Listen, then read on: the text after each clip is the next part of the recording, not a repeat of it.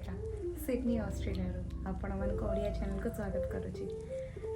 आशा करी आपण मैंने बहुत भल थे। चैनल टी बनई आपण मो चैनल टी ना है ओडिया ब्लॉगर इन ऑस्ट्रेलिया। विगत 2016 रु 2000 आज है 2023 पर्यंत मु बहुत बंदाए ये विदेश में रहीकि भी ओडिया माटी में भूलिनी कि भूलिया को भी चाहेनी। सबू पर्वपर्वाणी निश्चित ट्राए करे सब पर्वपर्वाणी के आम कल्चर को निज भितर बजाय रखापी। तो आज जो ब्लॉग टी मोर है बोईत बंधाण।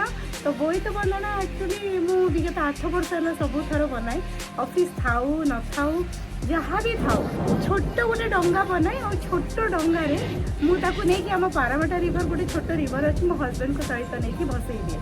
जी समय मिले ता भितर गोटे कार्डबोर्ड गोटे छोट डंगा बनाए और डंगाटी रंग बिरंग टिके जहाँ अच्छी घरे दिए और नहीं भसई दिए। केते मन भल लगे मैंने विश्वास करें से आज मुझे करी मानने डंगाटी कार्डबोर्ड रे ही कारण इको फ्रेंडली ना एनवायरमेंट भी खराब हम।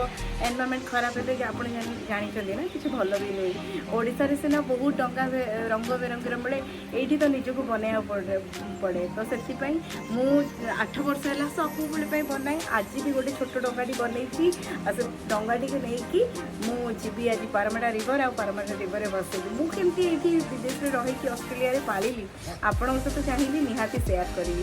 आपन को जदि ब्लॉग टी भल लगे निहाती गोटे लाइक करेंगे मोर चैनल टी को सब्सक्राइब करेंगे आपणकर कमेंट्स ही मत नुआ नुआ वीडियो आने को आहरी प्रोत्साहन दब। तो मु मोर ये ब्लॉग टी आपण सहित शेयर करी मुझे केमती बनइली आपण मैंने केमती बनइले निहाती मत जनइले कमेंट्स द्वारा जनइबे आ वीडियो करके जनइबे। तो मत भी बहुत भल लगे। आशा करी ब्लॉग टी भल लगी जदि भल लगे आप देखिए। तो टिल देन रही नमस्कार आहरी नुआ नुआ ब्लॉग सहित।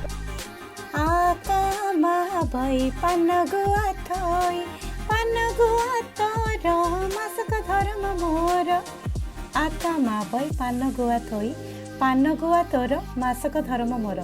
कार्तिक मासरे गोटे मास आमिष न खाई आमे जो कार्तिक पूर्णमी अपेक्षा करथाउ आमर जो करिथिबा डंगारे नहीं कि आमे भसई दो। केते पूर्व पुराण ये कथा सब थाए जोटा आमे मानी आसुचु से ही ट्रेडिशन को आमे आग पीढ़ी माने जानिबा पई आमे कथा भी से ट्रेडिशन को रखुचु। तो मु एबे चलिली पारामाटा रिवर रे टिके लागिबो एठू 5 मिनिट रास्ता एमती चलिकी गले रिवरटी बहुत सुंदर।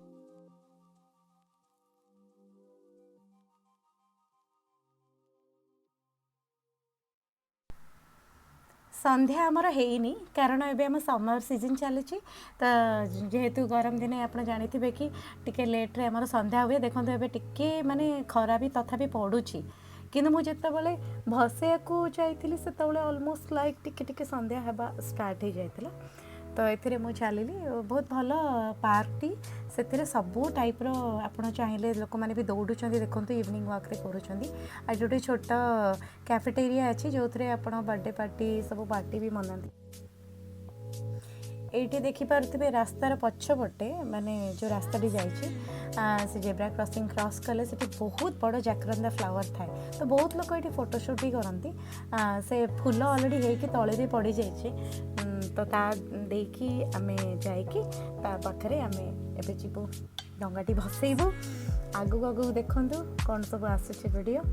आशा करे आपन को भल लागियो निहाती। आपण माने तो बहुत भाग्यवान कि आपण ओडिशा की इंडिया रे रहुचंदी केते सुंदर के मनोचंदी। आम पाखे जी टाइम अच्छे आम से टाइम आसिक आम करुँ।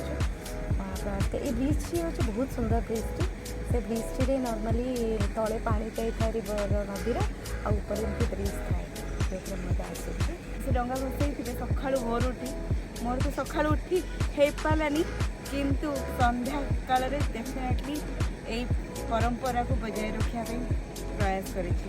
जेहेतु आम विदेश में रोचु छोट छोट जहाँ भी आम परंपरा अच्छी ताको मु चाहे आहरी बजाय रखापी आपण मान आगे प्रयास कर। देखिले मोर छोट डंगाटी केमती होइछि एथिरे तो बेसी किछि करि पारिनी कि जहाँ भी करिछि आशा करे आपण मन भल लागे। କ'ଣ କରିବା ବିଦେଶରେ ରହିଲେ ବି ନିଜ ମାଟିର କଥା ବହୁତ ଅଲଗା ଥାଏ। ତା ଭିତରେ ବି ପ୍ରୟାସ କଲି ଏଇଟା ବନେଇବା ପାଇଁ। ଆଉ ତା ଭିତରେ ଯେହେତୁ ଏଇଟା ଏନଭାରମେଣ୍ଟାଲ ଫ୍ରେଣ୍ଡଲି ବନେଇବାକୁ ପଡ଼ିବ, କାରଣ ଆପଣ ଏମିତି ରିଭରରେ ଭସେଇ ପାରିବେନି ନଦୀରେ। ସେଥିପାଇଁ ମାଛ ବି ଅଛନ୍ତି ନଦୀରେ, ତ ସେଥିପାଇଁ ଏଥିରେ ମୁଁ ଖାଲି ଫୁଲ ଆଉ ଭୋଗରେ କଦଳୀ ଦେଇଛି, ଗୋଟେ ଗୁଆ ଦେଇଛି, ଜଷ୍ଟ ଟିକେ ପଇସା ଦିଅନ୍ତି, ତ ସମସ୍ତେ ପଇସା ଦିଅନ୍ତି। ଆଉ ପାନ ଥିଲା ଆକ୍ଚୁଆଲି ସେ ପାନ ଟିକେ ଦେଇଛି। ଆଉ ଦୀପ ଯେହେତୁ ଆଗରୁ ଦେଇଥିଲି ତ ଭସେଇଲା ବେଳେ ମୁଁ ଦେଇପାରିବିନି ଦୀପ, ସେଥିପାଇଁ କାରଣ ଜଙ୍ଗଲ ଜାଗା ଭସେଇଲେ ବି କାଳେ ନିଆଁ ଲାଗିବ, ସେଥିରେ ବି ଆମର ଅଷ୍ଟ୍ରେଲିଆନ୍ ଲ ଅନୁସାରେ ଫାଇନ୍ ବି ଲାଗିବ।